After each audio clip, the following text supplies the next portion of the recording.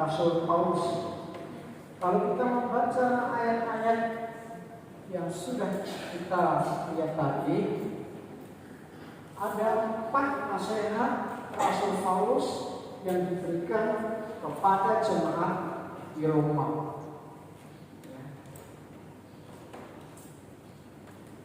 Empat nasihat ini sangat penting bagi jemaat di Roma, supaya mereka menjadi orang Kristen, hidup Kristen menurut kebenaran firman Tuhan, dan menyatakan kehidupan Kristen dalam kehidupan sehari-hari dan juga di dalam berjemaat. Mengingat banyak di Roma itu ada satu filsafat religius ya. Ini sangat juga bisa membawa pengaruh besar ya, bagi iman jemaat di Roma.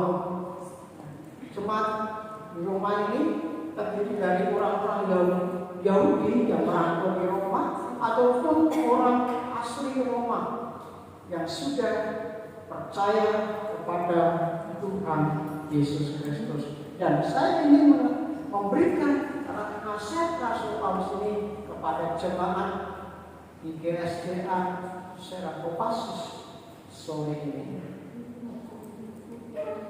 Ada 4 nasihat Rasul Paulus, yaitu yang pertama, jemaat supaya mempersembahkan tubuh.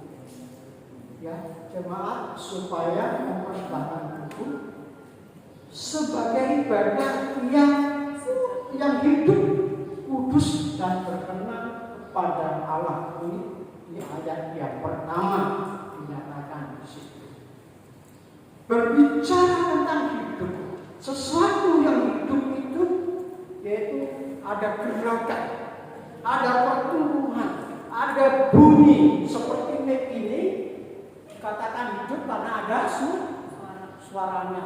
Saya dikatakan hidup karena saya bisa bergerak, saya bisa berbicara, dan saya bisa bertumbuh. Dan sekarang rambut saya bertumbuh menjadi putih.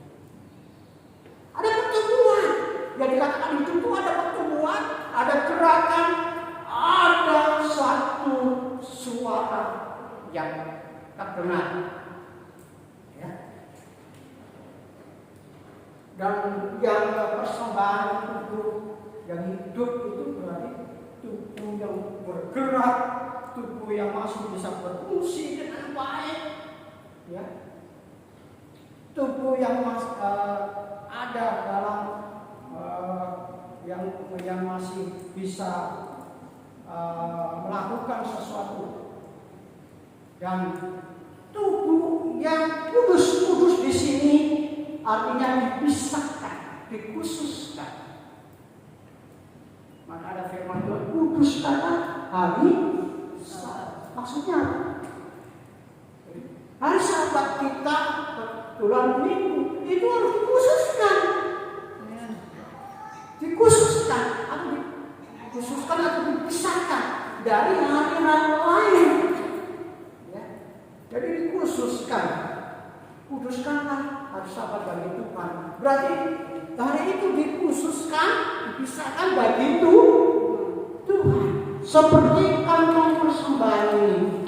Ya, itu ada kantong persembahan yang kita membutuhkan. Itu dikhususkan untuk apa? Menampung persembahan kita. Gak bisa kelihatan masuk, gak bisa batu masuk, ya, gak bisa daun masuk. Itu maksudnya itu dikhususkan kantong itu untuk menampung persembahan kita. Jadi tubuh, mempersembahkan tubuh itu berarti tubuh kita ini dikhususkan, dipisahkan untuk Tuhan yang hidup dan kudus. Dan itu yang berkenan kepada Allah, bukan tubuh yang sudah mati. Ya. Bukan tubuh yang sisa. Ya. Tetapi sungguh-sungguh dikhususkan, dipisahkan bagi Tuhan. Dan persembahan tubuh yang demikian itu persembahan yang berkenan kepada Allah. Di dalam perjanjian baru, umat Tuhan di dalam memberi persembahan, yaitu mempersembahkan tubuh, bukan mempersembahkan binatang, gandum, minyak, kemenyan, ya, kemudian dibakar. Tetapi di dalam perjanjian baru ini, orang-orang Kristen itu mempersembahkan tubuhnya, bukan mempersembahkan binatang yang dipotong, yang dikorban, dibakar, bukan mempersembahkan suatu gandum yang dibuat roti, kasih minyak, persembahkan kepada Tuhan, bukan, tetapi mempersembahkan tubuh kita.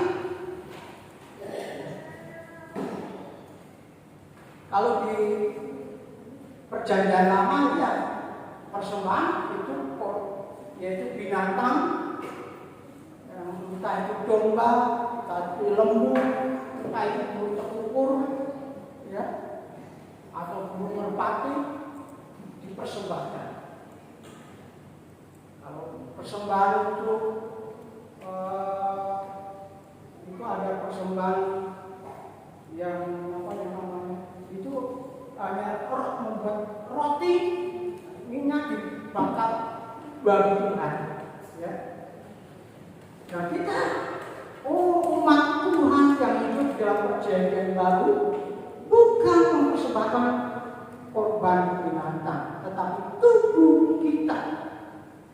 Bapak Ibu Saudara sekalian, ibadah yang sejati adalah meliputi segenap badan dan roh.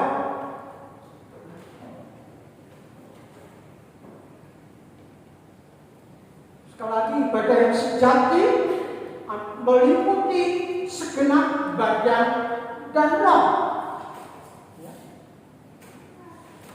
Ibadah yang sejati atau yang rohani bukan korban binatang, tetapi penyerahan diri kepada Allah secara batiniah, bukan pada penyerahan diri pada tata cara,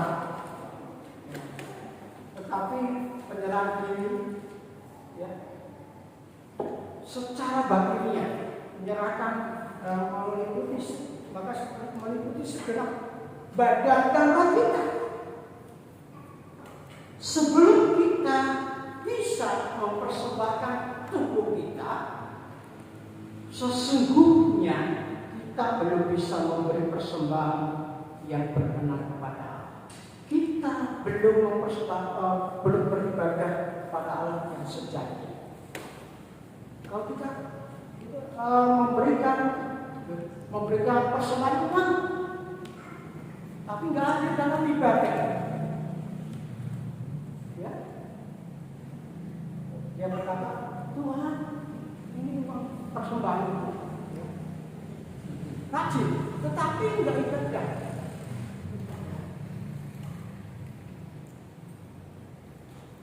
Bagaimana bisa dikatakan kepada kita? Memberi persembahan perempuan, persembahan yang lain, kita datang ibadah, badan kita bersama, tetapi kalau kita badan kita, roh kita tidak mengikuti, yaitu juga belum ibadah yang sejati. Duduk mendengarkan firman Tuhan, memuji Tuhan, tetapi hati kita, batin kita masih kemana-mana, itu belum ibadah yang sejati. Bapak Ibu Saudara, bersyukur kalau kita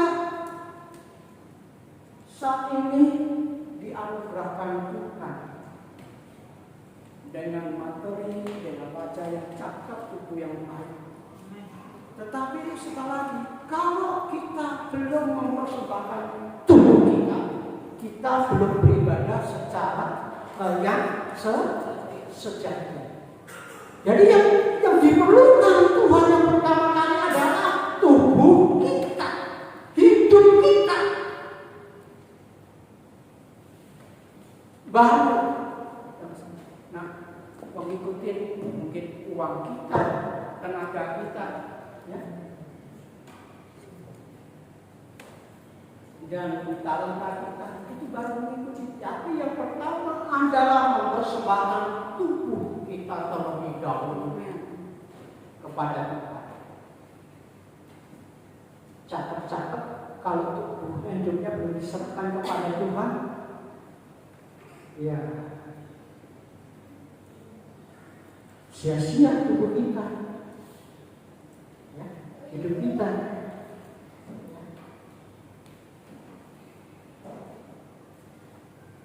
Kapan mempersembahkan? Yang semasih kita hidup. Tidak menunggu nanti kalau sudah tua, saya baru menyerahkan diri kepada Tuhan. Ya, seperti sudah tua kayak saya baru menyerahkan diri kepada Tuhan. Sudah sakit-sakitan baru menyerahkan diri kepada Tuhan. Ya. Masih muda. Semasih muda, kesempatan yang baik.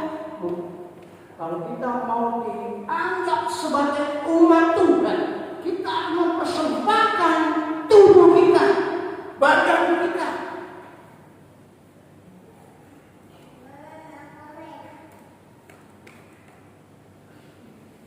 Ibadah yang sejati adalah meliputi segenap hidup kita setiap hari. Persembahan hidup meliputi budi yang telah diperbarui. Budi pekerti, ya, diperbarui itu budi, dipersembahkan kepada Tuhan.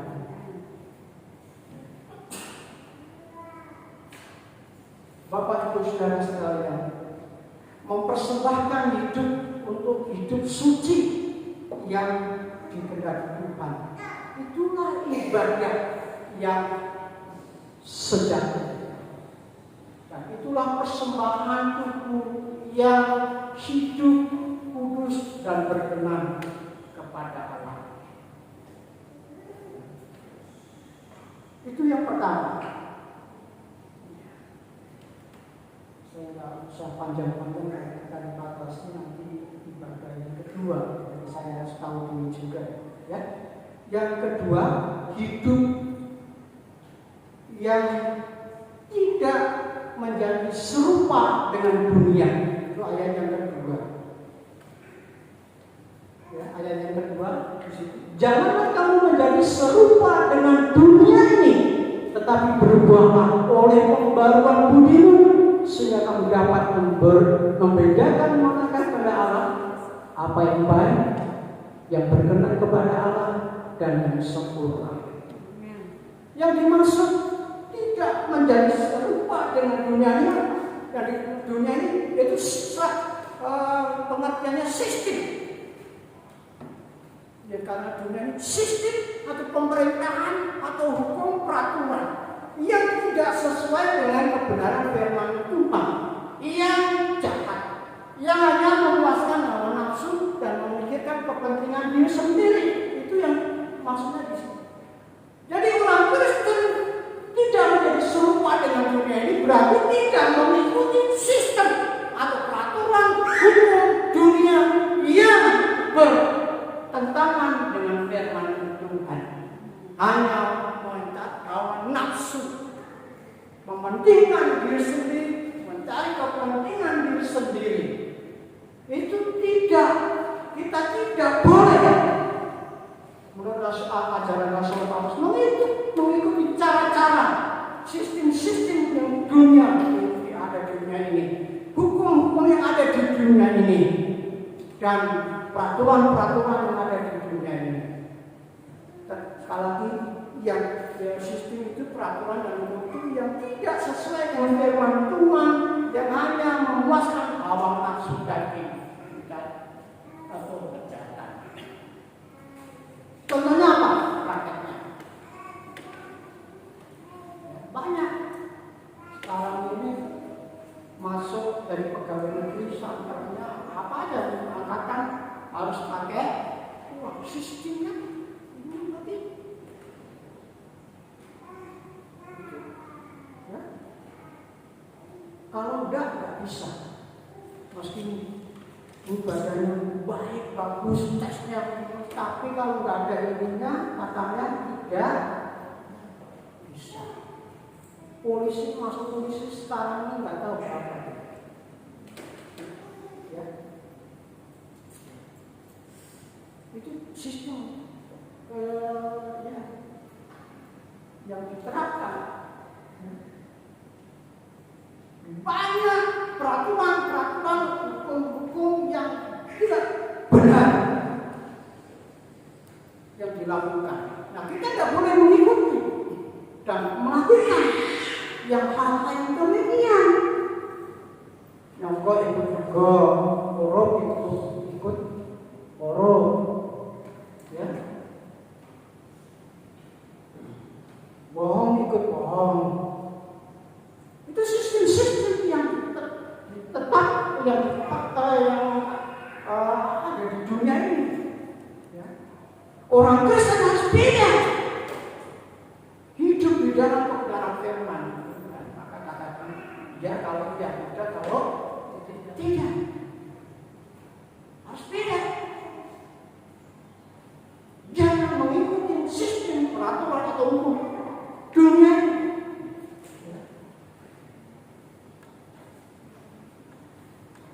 Singkat saja. Kemudian yang ketiga yaitu hidup dalam pengendalian diri. Roma pasal 12 ayat 3.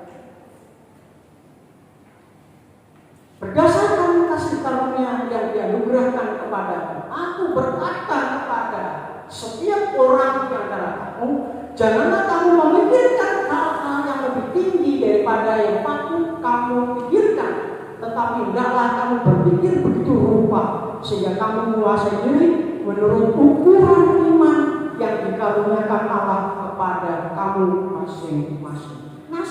Masuk Paulus yang ketiga, yaitu hidup dalam pengendalian diri. Maksudnya di sini yaitu pengertian tidak menyangkakan diri berlebih-lebih. Tidak menyatakan diri berlebih-lebih. Dalam bahasa Jawa itu ada muluk-muluk. Ya, orang Jawa itu muluk-muluk itu berpikir berkata yang bahasa Jawa lebay. Ya, tidak sesuai dengan keadaan di dirinya. Orang Kristen harus bisa mawas diri dan menghindari kesombongan, kecongkakan. Orang yang menyatakan diri itu akan pasti orang tua akan jatuh di dalam kesombongan, kecongkakan.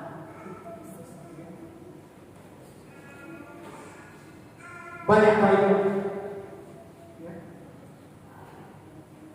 yang merasa dirinya lebih hebat, lebih penting. Kita harus sekali lagi bisa mawas diri dan menghindari kesombongan atau congkak dalam harga diri. Pandangan yang sehat adalah bahwa Allah yang telah memberikan karunia dan bahwa kita adalah saling bergantung menurut ukuran iman yang diberikan Allah kepada kita masing-masing. Karunia yang datang dari Allah harus dipakai dengan rendah hati dan sebab banyak orang yang telah diperoleh kasih karunia sering digoda untuk merasa dirinya penting dan menjadi coba. Maka Rasul Paulus berkata, kita harus bisa mengendalikan diri dalam berpikir, dalam berkata-kata, mungkin juga dalam bersikap atau berbuat kerja. Ya.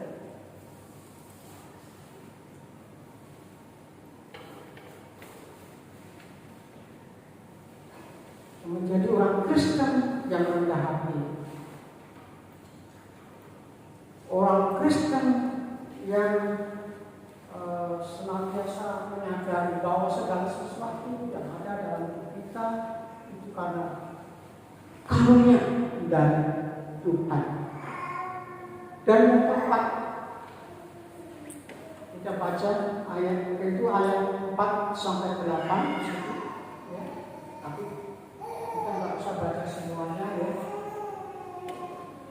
Ayat 4 kita baca. Sebab sama seperti pada satu tubuh kita mempunyai banyak anggota, tetapi tidak semua anggota itu mempunyai tugas yang sama. Kita baca ayat yang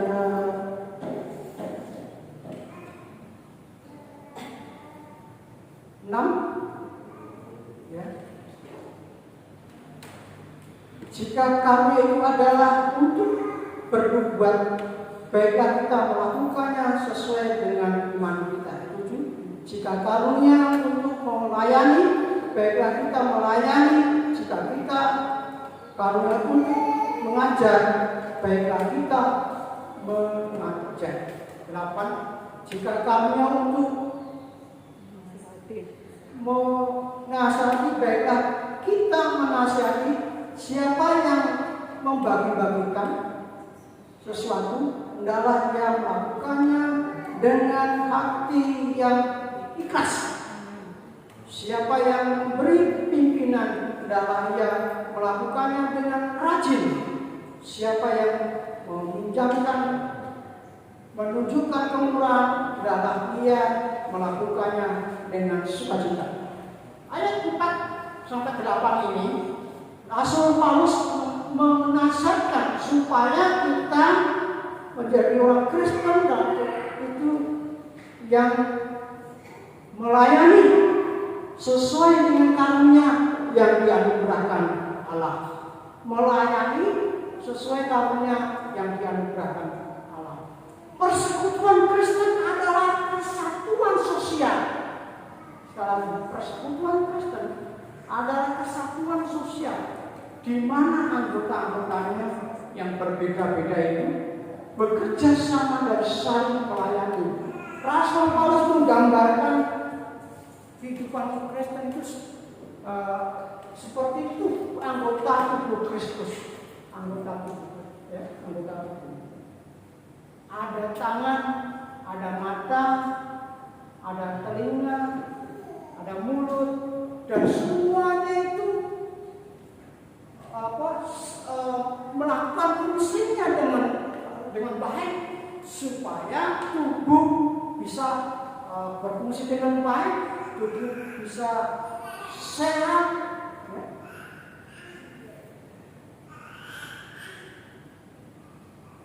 Melayani dengan Rasul Paulus menasihatkan supaya kita melayani atau berfungsi pada tempatnya sendiri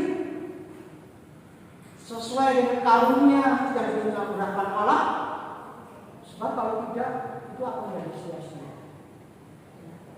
Mungkin kita di karunia itu ya, ada sebagai telinga, ada yang sebagai mulut, ada yang sebagai mata.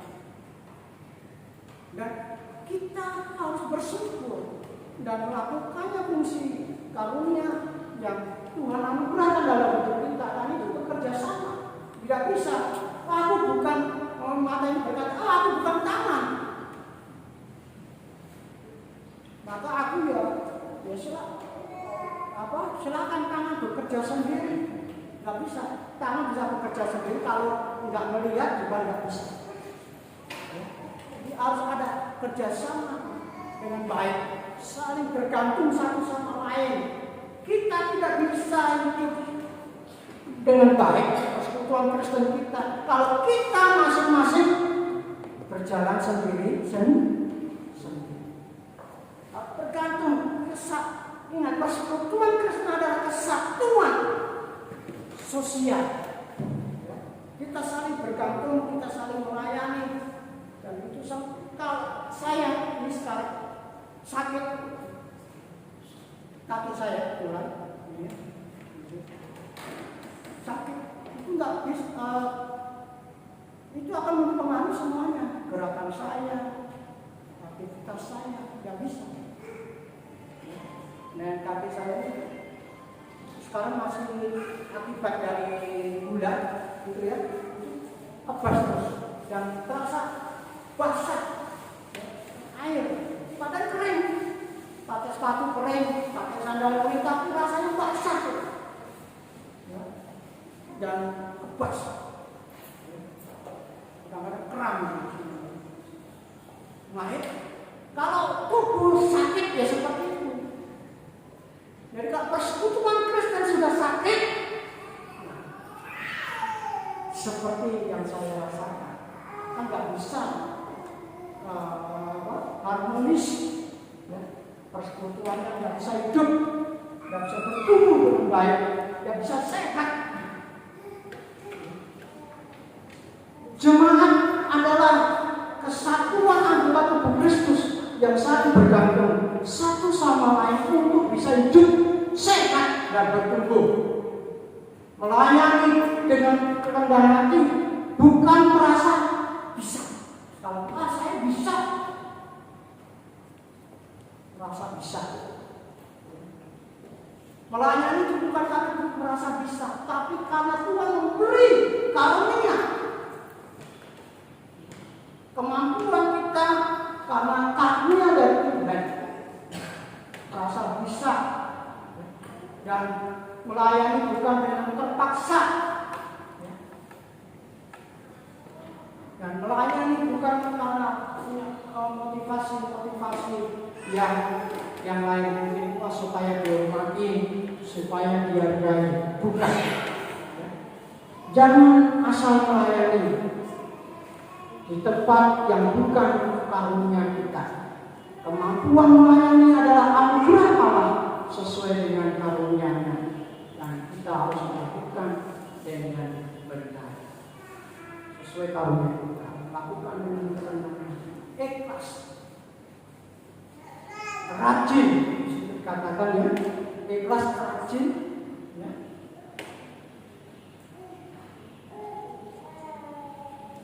Ayat yang ke-8, jika kamu yang menasihati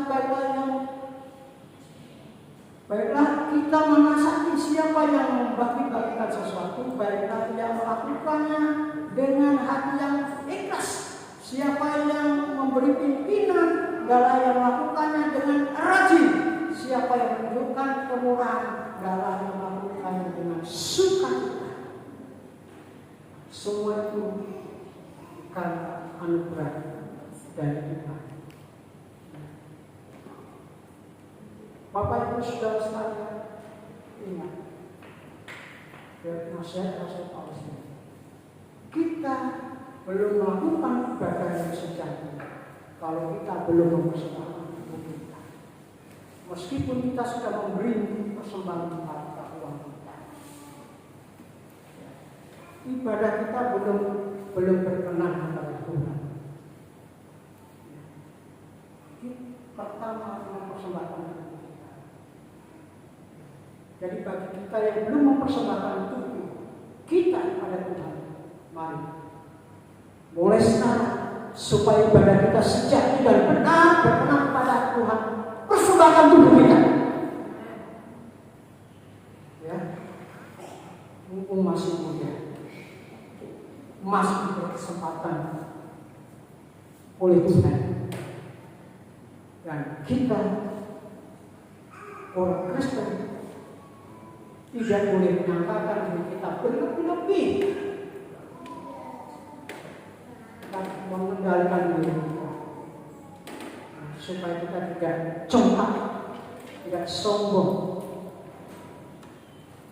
dan kita melayani sesuai dengan karunia yang diperlukan kita. Jangan iri dengan karunia orang lain, ingin seperti orang lain. Wah, bisa. Kita harus tahu karunia kita apa. Disitulah kita harus melayani sesuai dari tempat yang mana kita tetapkan.